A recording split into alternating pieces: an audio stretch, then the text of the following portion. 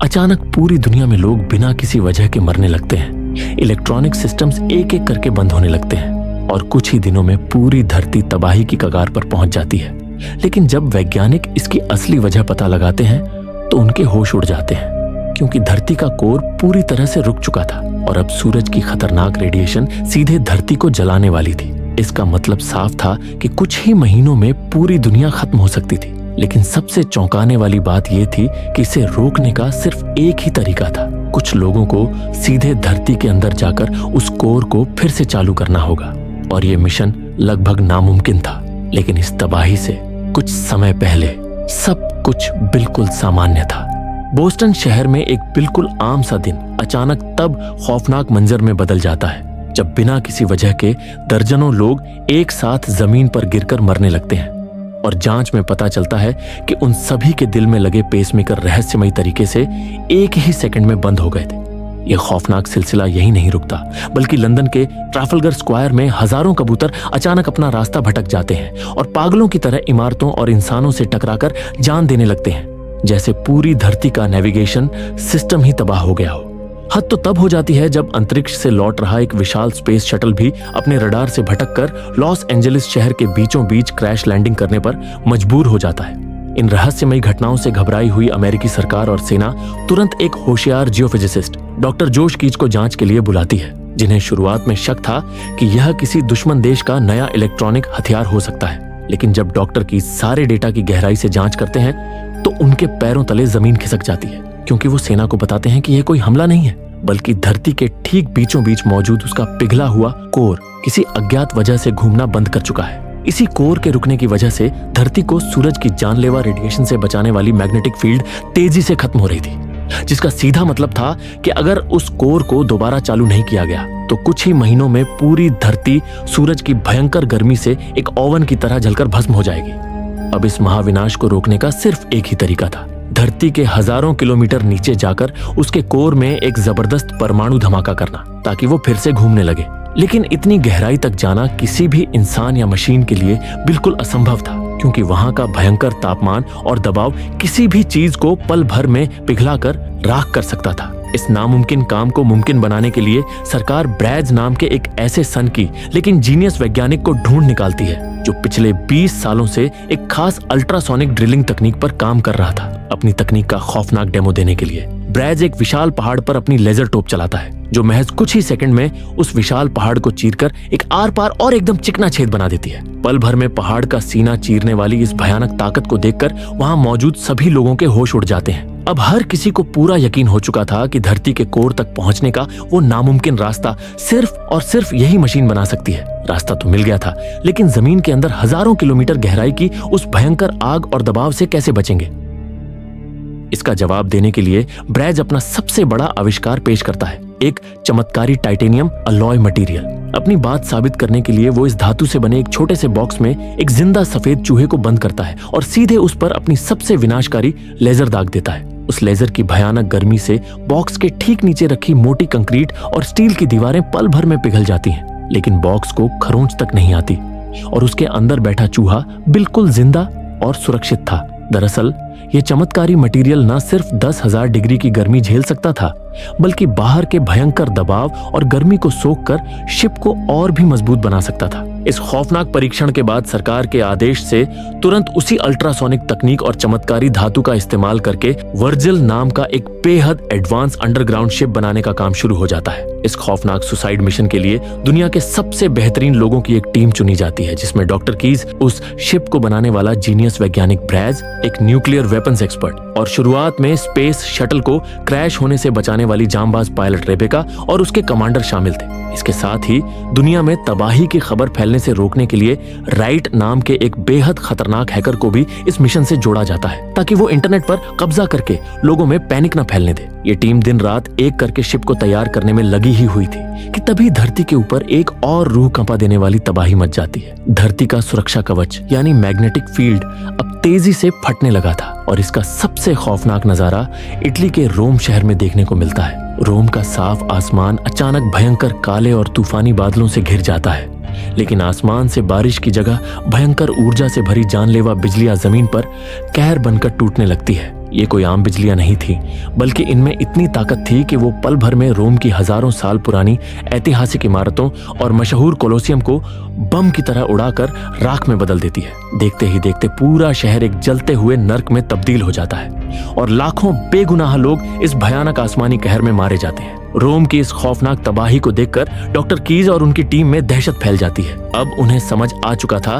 कि दुनिया के पास महीनों का नहीं बल्कि शायद सिर्फ कुछ ही दिनों का वक्त बचा है। इसी भयानक दबाव के बीच बिना किसी प्रॉपर टेस्टिंग के टीम दिन रात एक करके अपना काम पूरा करती है। आखिरकार कुछ ही हफ्तों की कड़ी मेहनत के बाद धरती का सीना चीरकर नीचे जाने के लिए ये जांबाज टीम और उनका शिप पूरी तरह से तैयार थे। लेकिन मौत के इस सफर पर निकलने वाले इन लोगों को बिल्कुल अंदाजा नहीं था कि जमीन की उस अथाह गहराई के अंधेरे में उनका सामना ऐसी खौफनाक और जानलेवा चीजों से होने वाला है जिसकी उन्होंने कभी सपने में भी कल्पना नहीं की थी। आखिरकार वो दिन आ ही जाता है जब इंसानी इतिहास का सबसे खतरनाक सफर शुरू होने वाला था। जमीन के अंदर घुसने के लिए टीम प्रशांत महासागर की सबसे गहरी जगह मारियाना ट्रेंच को चुनती है ताकि उन्हें धरती की परत को कम से कम काटना पड़े। भारी सुरक्षा के बीच वर्जिल शिप को पानी में उतारा जाता है और उसकी भयंकर सोनिक लेजर चालू कर दी जाती है। लेजर पल भर में समुद्र के तल को चीरते हुए धरती के अंदर घुसने लगती है। योजना के मुताबिक अगर सब कुछ ठीक रहा तो अगले 24 घंटों के अंदर उनका शिप धरती के दिल यानी उसके कोर तक पहुंच जाएगा। अब पूरी मानव जाति के बचने की आखिरी उम्मीद सिर्फ इस शिप में बैठे इन 6 लोगों पर ही टिकी थी। शुरुआत में सब कुछ बिल्कुल योजना के मुताबिक चल रहा था और यह सफर उम्मीद से कहीं ज्यादा आसान लगता है। सिर्फ 15 मिनट के अंदर ही वो धरती की दूसरी परत यानी मेंटल में प्रवेश कर जाते हैं। वो चमत्कारी मटेरियल बाहर की भयंकर गर्मी को सोखकर शिप को और मजबूत बना रहा था। उस अथाह गहराई में शिप के बाहर का दबाव बढ़कर करीब 8 लाख पाउंड तक पहुंच चुका था, लेकिन उस खास जहाज पर इसका कोई असर नहीं पड़ता। ये देखकर अंदर का तनाव भरा माहौल थोड़ा हल्का हो जाता है, लेकिन ये राहत ज्यादा देर टिकने वाली नहीं थी। सफर के करीब 12 घंटे बीतने के बाद जब वो जमीन से 700 मील की गहराई पर पहुंचते हैं तो अचानक उनके रडार पर एक बेहद अजीब चीज नजर आती है। अगले ही पल शिप का रडार पूरी तरह फेल हो जाता है और वर्जिल तेजी से एक विशाल खाली जगह में जा गिरता है। जब टीम बाहर का नजारा देखती है तो उनके होश उड़ जाते हैं। वो जमीन के अंदर मौजूद एक ऐसी रहस्यमयी और विशाल गुफा में फंस चुके थे जो हजारों नुकीले और चमचमाते क्रिस्टल से भरी हुई थी। लेकिन मुसीबत यही खत्म नहीं होती। तभी उन्हें पता चलता है कि एक बहुत बड़ा और सख्त क्रिस्टल शिप की मेन लेजर में बुरी तरह फंस गया है और उनकी ड्रिलिंग मशीन काम करना बंद कर चुकी है। शिप को वापस चालू करने के लिए कमांडर इवर्सन और डॉक्टर कीज अपनी जान की बाजी लगाते हैं। वो खास हीट प्रूफ सूट पहनकर उस खौफनाक गुफा में बाहर निकलते हैं और अपने लेजर कटर से उस विशाल क्रिस्टल को काटने लगते हैं। तभी अचानक बाहर काम कर रहे कीज के पास एक बूंद पिघला हुआ लावा गिरता है। वो ऊपर देखता है और उसके होश उड़ जाते हैं क्योंकि ऊपर की चट्टान टूट चुकी थी और वहां से भारी मात्रा में खौलता हुआ लावा अंदर गिर रहा था। इसके साथ ही तेज और भारी नुकीले क्रिस्टल भी ऊपर से बरस रहे थे। सबसे बड़ा खतरा इस बात का था कि अगर कोई विशाल क्रिस्टल शिप के ऊपर गिर गया तो वर्जिल हमेशा के लिए उसी गुफा में कुचल कर दब जाएगा और कुछ ही देर में पूरी गुफा लावे और गिरते हुए पत्थरों से भरने वाली थी। तभी हालात और भी खौफनाक हो जाते हैं क्योंकि क्रिस्टल को काटते काटते अचानक कीज के कटर की पावर खत्म हो जाती है। अब उनके पास सिर्फ एक ही रास्ता बचा था। डॉक्टर कीज अपनी जान पर खेलकर अपने सूट का ऑक्सीजन पाइप निकालकर कटर में लगा देता है। भयंकर गर्मी और अपनी उखड़ती सांसों के बीच कीज और इवर्सन किसी तरह उस क्रिस्टल को काटकर शिप को आजाद तो कर देते हैं, लेकिन तभी एक दर्दनाक हादसा होता है। गुफा की छत से एक भारी नुकीला क्रिस्टल टूटकर सीधे कमांडर इवर्सन के सिर पर गिरता है और वो बिना कोई आवाज किए सीधे उस खौलते हुए लावे के समंदर में जा गिरते हैं। ये खौफनाक नजारा देखकर अंदर बैठी पूरी टीम के रोंगटे खड़े हो जाते हैं। सफर अभी बस शुरू ही हुआ था और उन्होंने अपने सबसे काबिल लीडर को खो दिया था। अब शिप की कमान जांबाज पायलट रेबेका के हाथों में थी और पीछे हटने का कोई रास्ता नहीं बचा था क्योंकि उन्हें अभी भी हजारों किलोमीटर गहरे मौत के कुएं में जाना था। कमांडर इवर्सन को खोने का मातम मनाने का भी उनके पास वक्त नहीं था। रेबेका भारी मन लेकिन पक्के इरादे के साथ वर्जिल को पूरी ताकत से और भी ज्यादा गहराई में धकेल देती है। जैसे जैसे वो धरती के केंद्र के करीब पहुंच रहे थे, बाहर की गर्मी और दबाव इंसानी सोच से भी परे होता जा रहा था। लगभग 2700 मील की गहराई पर पहुंचने के बाद अचानक वर्जिल एक बेहद अजीब और सख्त परत से टकराता है। जब टीम रडार और कैमरों में देखती है तो उनकी आंखें फटी की फटी रह जाती हैं। वो पहाड़ों जितने विशाल और नुकीले हीरों के एक खौफनाक जंगल के बीच से गुजर रहे थे। इन हीरों को लेजर से काटना लगभग नामुमकिन था। रेबेका पूरी कोशिश करती है कि शिप इन हीरों से ना टकराए, लेकिन लाख कोशिशों के बावजूद वर्जिल एक बेहद विशाल हीरे से जोर से टकरा जाता है। टक्कर इतनी भयंकर थी कि उस अभेद्य शिप की बाहरी परत फट जाती है। शिप के अंदर अलार्म बजने लगते हैं और सुरक्षा के लिए शिप का ऑटो सिस्टम उस डैमेज हिस्से को काटकर अलग करने की तैयारी शुरू कर देता है ताकि बाकी का जहाज बच सके। लेकिन यहाँ सबसे खौफनाक बात यह थी कि शिप के जिस हिस्से को काटकर फेंका जाना था उसी हिस्से में उन न्यूक्लियर बमों के लॉन्च कोड्स रखे हुए थे, जिनके बिना धरती के कोर को चालू करना नामुमकिन था। बिना एक पल गंवाए टीम का दूसरा वैज्ञानिक डॉक्टर सर्ज अपनी जान की परवाह किए बिना उस डैमेज हिस्से की तरफ भागता है। वो तेजी से सारे लॉन्च कोड्स निकालकर डॉक्टर कीज को सौंप देता है, लेकिन तभी उस कंपार्टमेंट का दरवाजा हमेशा के लिए लॉक हो जाता है। कीज दरवाजा खोलने की पूरी कोशिश करता है, लेकिन सिस्टम ओवरराइड नहीं होता। डॉक्टर सर्ज को पता था कि अब उसका अंत आ चुका है, इसलिए वो मुस्कुराते हुए कीज से कहता है कि अब दुनिया को बचाने की जिम्मेदारी तुम्हारी है। और अगले ही सेकंड शिप का वो हिस्सा वर्जिल से अलग हो जाता है और धरती के उस भयंकर दबाव में डॉक्टर सर्ज उसी कंपार्टमेंट के अंदर बुरी तरह कुचलकर मारा जाता है। एक ही दिन में टीम ने अपने 2 सबसे अहम लोगों को खो दिया था। अब वर्जिल में सिर्फ 4 लोग बचे थे। भारी मन और दहशत के बीच आखिरकार वो धरती के आउटर कोर यानी खौलते हुए लावे के समंदर में प्रवेश कर जाते हैं। लेकिन वहां पहुंचते ही उनके सामने एक ऐसा सच आता है जो उनकी बची खुची उम्मीदों को भी चकनाचूर कर देता है। डॉक्टर कीज जब वहां के लावे की जांच करता है तो पता चलता है कि यहाँ की डेंसिटी उनके अंदाजे से बिल्कुल अलग है। इसका सीधा मतलब था कि उनके पास जितने भी न्यूक्लियर बम थे वो इस कोर को घुमाने के लिए काफी नहीं थे। यानी उनकी सारी मेहनत, कुर्बानियां और ये पूरा मिशन पूरी तरह फेल हो चुका था। यह देखकर उनके साथ शिप में मौजूद वो घमंडी वैज्ञानिक डॉक्टर जिम्स्की बुरी तरह घबरा जाता है और कहता है कि हमें तुरंत मिशन रोककर वापस चलना चाहिए ताकि सरकार अपने डेस्टिनी नाम के प्रोजेक्ट का इस्तेमाल कर सके। ये नाम सुनते ही डॉक्टर कीज हैरान रह जाता है और तब जाकर इस महाविनाश का सबसे खौफनाक सच सबके सामने आता है। धरती का कोर अपने आप या किसी प्राकृतिक वजह से नहीं रुका था, बल्कि अमेरिका के ही इस प्रोजेक्ट डेस्टिनी नाम के एक खुफिया हथियार की वजह से रुका था। यह हथियार दुश्मन देशों में आर्टिफिशियल भूकंप लाने के लिए बनाया गया था, लेकिन जब सरकार ने इसका पहला टेस्ट किया तो उसकी भयंकर ऊर्जा से धरती का दिल यानी उसका कोर हमेशा के लिए जाम हो गया। सारी तबाही की जिम्मेदार खुद सरकार थी और अब वो अपनी गलती छुपाने के लिए उसी हथियार को जमीन के ऊपर से दोबारा फायर करने वाली थी। लेकिन डॉक्टर कीज अच्छी तरह जानता था कि अगर वो हथियार दोबारा चला तो धरती का कोर चालू होने की बजाय धरती की ऊपरी परतें ताश के पत्तों की तरह बिखर जाएंगी।